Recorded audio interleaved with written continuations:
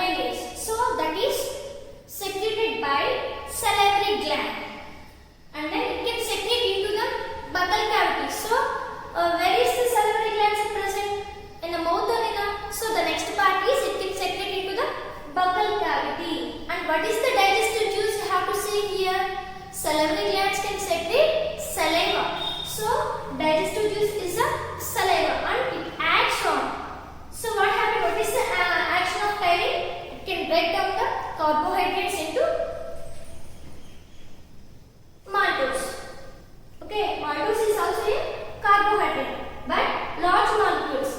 Polysaccharide into monosaccharide. So here, starch to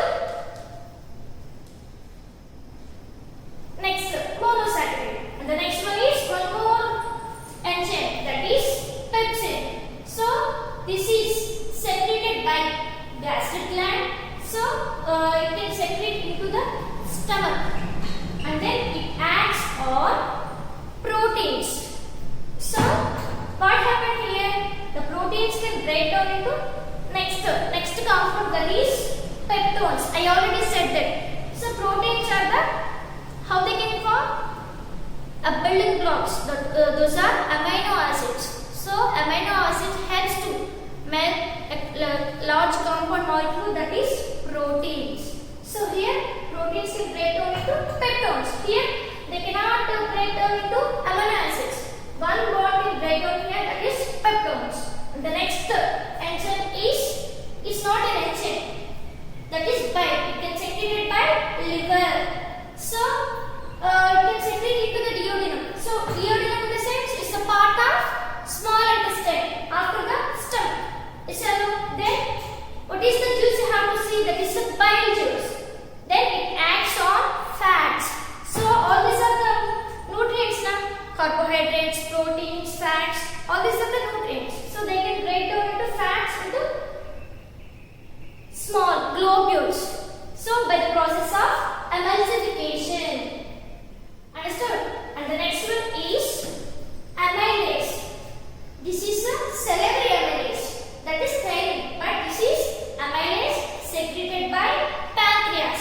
But this thyroid is secreted by salivary glands. So this pancreas can secrete into the duodenum only. That is also a part of this duodenum, also a part of small intestine. And then this is the pancreatic juice. Why we call like that? It can secreted by pancreas only. Then it acts on carbohydrates and they can break down into maltose, polysaccharides to monosaccharides. And the next one is trypsin. This is also an enzyme secreted by pancreas and secreted into the duodenum, and then it acts on proteins. But in case of this pepsin, this is the gastric gland now, it can secrete into the stomach. But here it can secrete into the duodenum, that is small intestine. So here what happened? The proteins can break down into peptones. But the location is different. In case of the action of pepsin in stomach is proteins can break down into peptones only. But here this trypsin is secreted by pancreas and it can act on proteins only, and the end product is peptones. Clear or not? So what is the difference here? Secretion. This trypsin is secreted by pancreas, but the pepsin is secreted by gastric gland, and then it can be secreted into the stomach. So the process is done in the stomach, but here the trypsin process is done in duodenum, that is the small intestine.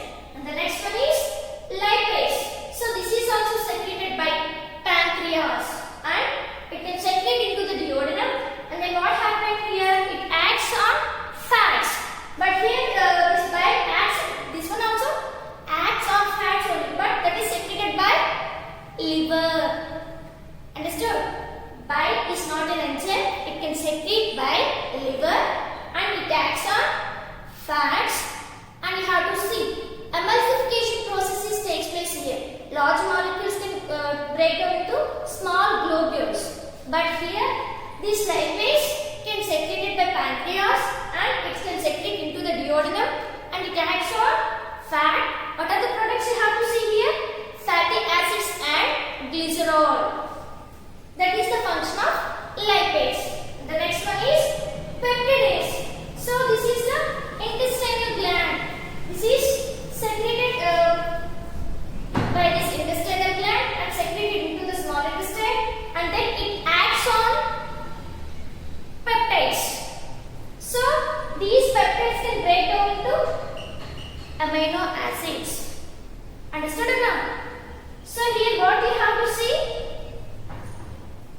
Large molecules can break down into simple molecules. And the next one is sucrase. Sucrase is also an enzyme. This is also secreted by intestinal gland and then what happened? It acts on sucrose. So it's a disaccharide. Then it can break down into two molecules of glucose can combine to form a sucrose. So here what happened? The sucrose can break down into glucose, a monosaccharide. So like that, all these enzymes helps to digest the food.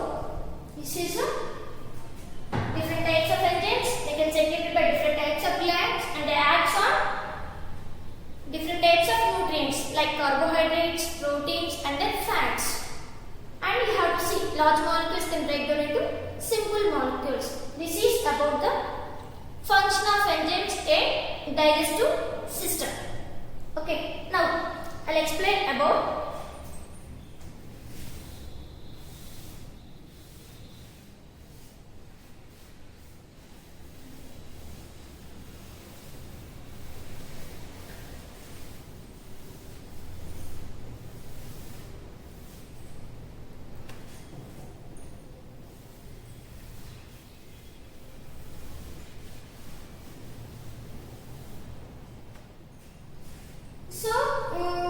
actually sometimes after eating diet, after consuming diet, you have to see a sensation, vomiting sensation.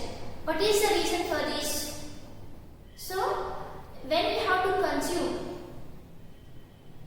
higher amount of fats or consuming more food, then it leads to indigestion of the food and what happened here?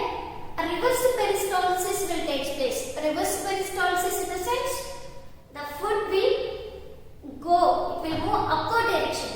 So actually peristaltic movement in the sense from esophagus to the stomach, just like a wave movement. That process we call the peristalsis. But here during vomiting, this is a biological, this is a one type of body signature only. So when you have to feel uncomfortable, then automatically it leads to the vomiting sensation. Then what is the reason for this vomiting sensation? So here when we have to consume higher amount of fats or consume more diet food, then it leads to the indigestion of the food and the reverse peristalsis process is takes place here. Reverse peristalsis in the sense the food will go upward direction. Then what happened? Stomach to the esophagus to the mouth. Then we will get vomiting. Rid of, free from. So what is the reason for this? Sometimes some poisonous substances are present in our diet. Then we will get rid of these poisonous substances. Then we are free from these substances. That situation we call them vomiting. So here when we become healthy, when we have to consume the diet in regular intervals in a little amount, then the food can completely digested, then we become healthy. And then if we consume more water, so water also plays a major role for digestion of the food. And then when we have to consume fiber, balanced diet in the sense a food which contains all the nutrients in sufficient quantities. The diet we call them balanced diet. So what are the nutrients you have to see? Carbohydrates, proteins, fats, vitamins, minerals, fibers and then water. Water also a nutrient. So these are the different types of nutrients, they plays a major role for become our body healthy. So, now when you have to consume, and then mastication also. Mastication in the sense grinding, chewing the food. When you have to chew the food in a proper way, then only the food can easily digest in the body. Then you are not at all getting any vomiting. Sometimes you are getting a greenish vomiting. That is due to the consuming of more high amount of diet, at least a 1 month before like that. Then what happened? If you consuming daily like that only, then it leads to undigestion. Proper digestion does not take place here. Then what happened? We will get vomiting. Then that is in the form of greedishness, and then that is also bitter in taste. So that is we call them liverish or liverish. Greenish vomiting we call them liverish. Okay, so how can we reduce avoid all the problems when you have to take proper diet? Then your body become healthy. Then the digestive system also can work properly. And then sometimes you will get ulcers, acidity, but that is not the acidity. So ulcers are formed in the intestine. So those are called peptic ulcers. How to see the ulcers? Those ulcers are caused by a bacteria. What is the bacteria? Helicobacter pylori. Helicobacter pylori. So this Helicobacter pylori can cause peptic ulcers. So due to this peptic ulcers, we will get burning sensation. That is acidity in our stomach.